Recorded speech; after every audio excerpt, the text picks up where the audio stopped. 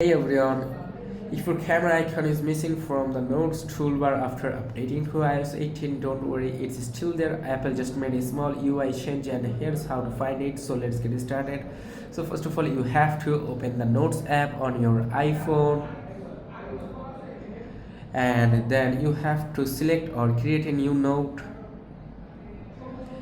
Instead of the old camera icon, tap on the paperclip icon in the toolbar and here you can see take a photo, scan a document or attach a photo.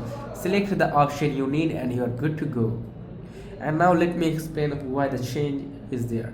Apple redesigned the toolbar to add new features like audio recording and file attachments.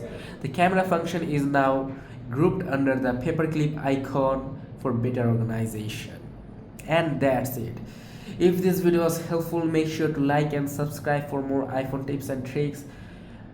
Drop it in the comment section if you got another iOS 18 trick.